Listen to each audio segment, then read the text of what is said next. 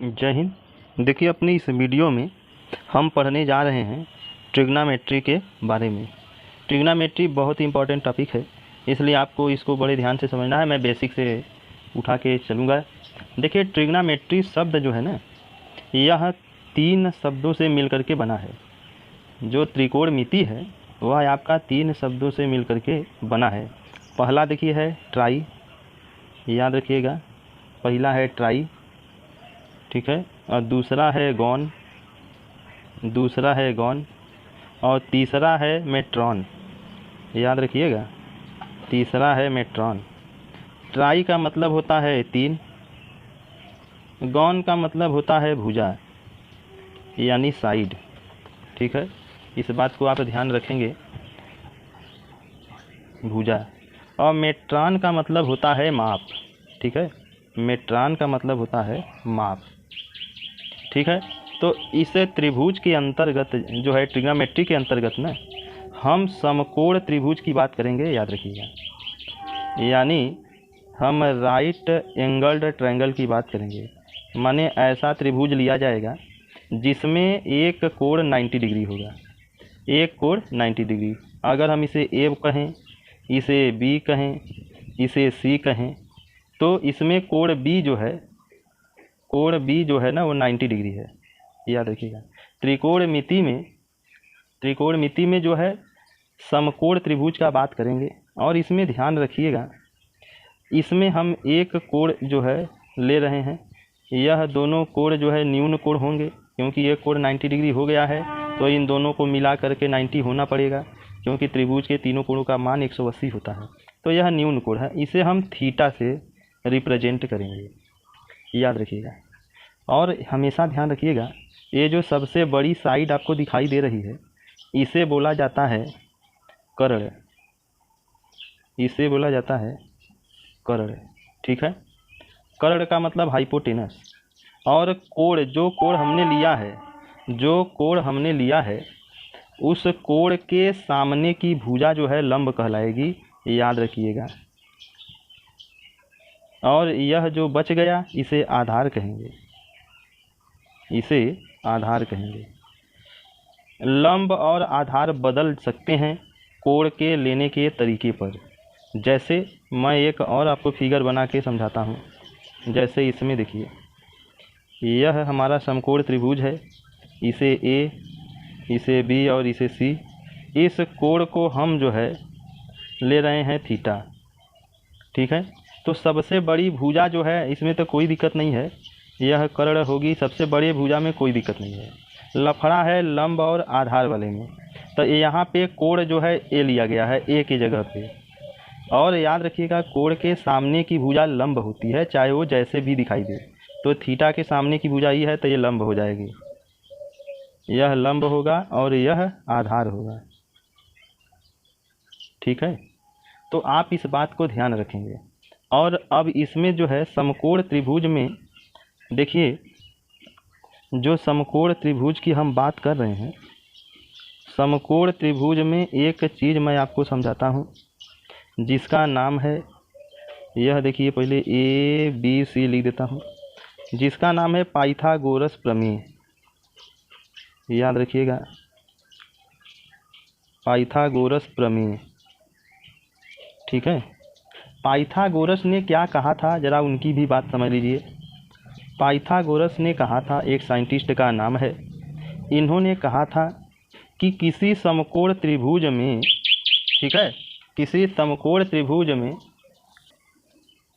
Pythagoras ने कहा था किसी समकोण त्रिभुज में, याद रखिएगा, जो लंब है और आधार, लंब का स्क्वायर प्लस आधार का स्क्वायर, ठीक है, यह बराबर होता है कर्ण के स्क्वायर के बराबर, ठीक है।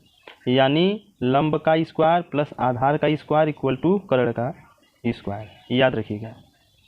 यह पाइथागोरस ने बताया था। देखिए, यह एक समकोण त्रिभुज है, इसमें इस कोण को हमने थीटा माना है, यह 3 है, यह 4 है। तो यह कर्ण का मान पूछा गया है। ठीक है, कर्ण का मान पूछा गया है। तो पाइथागोरस का जो सूत्र है उसके आधार पे आप डायरेक्ट लगा सकते हैं। देखिए कैसे, माने कर्ण का जो वर्ग होता है, यानी जो सबसे बड़ी भुजा है ना, वही चीज़ आपको मैं इसी चीज़ को बता रहा हूँ। कर्ण का वर्ग जो होता है वह होता है लंब का स्क्वायर प्लस आधार का स्क्वायर, यही ना होता है।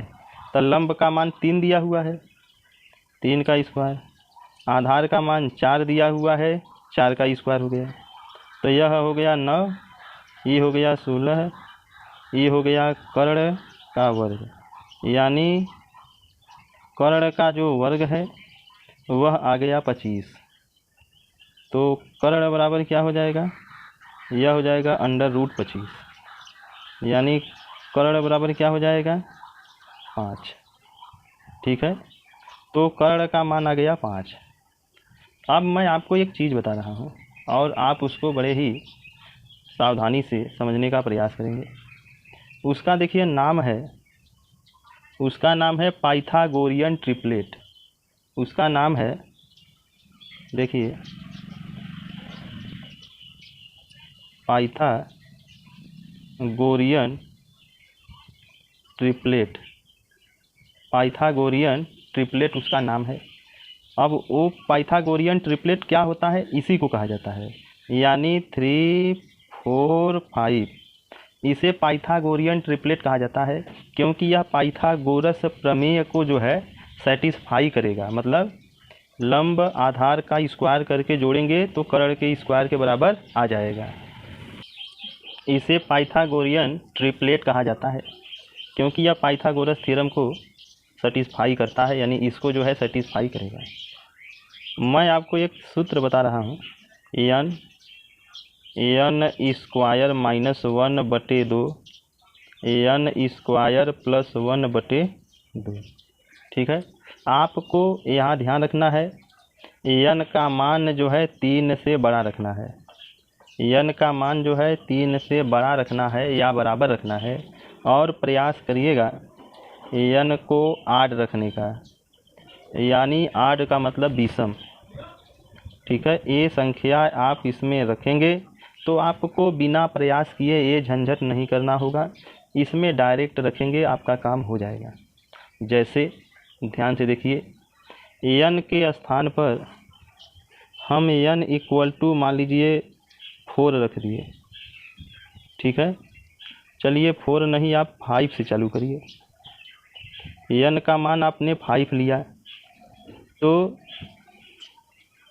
देखिए मैं इसको ज़रा यहाँ n लिख देता हूँ, यहाँ n लिख देता हूँ, यहाँ n स्क्वायर -1/2 लिख देता हूँ, यहाँ n स्क्वायर प्लस 1/2 लिख देता हूँ। ठीक है, तो n का मान अगर हम 5 लेंगे तो यहाँ 5 का स्क्वायर -1/2 अर्थात 5 × 5 = 25, 25 में से 1 गया, 5 × 5 = 25 में से 1 गया 24, 24 में अगर 2 का भाग देंगे तो 12 आ जाएगा। और यहाँ 5 का स्क्वायर प्लस 1/2 अर्थात 5 × 5 = 25, 1 26, यह आ जाएगा 13। यानी 5 के करेस्पॉन्डिंग हमें 12 और 13, जो सबसे बड़ा नंबर है उसे आप कर्ण समझ लीजिए, हाइपोटेनस, और जो छोटा है उसमें से कोई एक लंब, एक आधार मान लीजिए। तो यह इस तरह से है। यहाँ पे देखिए, यह आपको एक, इसी को बोला जाता है पाइथागोरियन ट्रिपलेट। इसका इस्तेमाल बहुत हम अधिक करेंगे इस क्वेश्चन में, तो आप लोग जो है इसको बड़े सावधानी से समझ लीजिए। अब n का वैल्यू अगर हम 6 रख दें, n का वैल्यू 6 रख दें तो यहाँ पे 36। देखिए n का वैल्यू प्रयास करिएगा 8 रखने का, नहीं तो आपको फ्रैक्शन में आएगा और वो भी गलत नहीं है। ठीक, तो हम अब 7 रखते हैं, अब हम 7 रखते हैं। तो 7 रखेंगे तो यहाँ पे 7 रखेंगे तो 7 का स्क्वायर -1/2, ये आ जाएगा 7 × 7 = 49, 49 में से गया 48, 48 में 2 का भाग देंगे 24।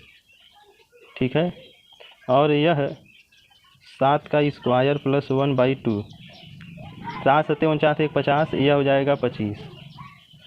ठीक है, तो इस बात को ध्यान रखिएगा कि 7 के करेस्पॉन्डिंग 24 मिला है और 25 मिला है। यह पाइथागोरियन ट्रिपलेट है। आप एक चीज़ और ध्यान देख रहे होंगे, देखिए 12 13 एक का अंतर, 24 25 एक का अंतर। इसका मतलब हुआ कि जो सबसे छोटा नंबर होगा उसके बाद जो दोनों बड़का नंबर होगा उनमें एक का अंतर होगा। तो कभी सवाल ववाल लगाते समय ऑब्जेक्टिव क्वेश्चन अगर आए तो आप इस बात को भी दिमाग में रखेंगे कि जो छोटा नंबर है उसको छोड़ के जो दोनों बड़े नंबर हैं उनमें जो है कुछ इसी तरह का संबंध है कि एक का अंतर है। तो ये रहा हम लोगों का ट्रिग्नोमेट्री में अपना कुछ बेसिक बात। अब हम इसके बाद ट्रिग्नोमेट्री का जो एकदम इनिशियल हो गया, अब इसके बाद हम ट्रिग्नोमेट्री का जो रेशियो वाला चीज़ है उसको शुरू करेंगे। बहुत जल्द ही मिलेंगे नेक्स्ट वीडियो में। तब तक के लिए आप इसको अच्छे से तैयार कर लीजिएगा क्योंकि यह बहुत इंपॉर्टेंट टॉपिक है। जय हिंद।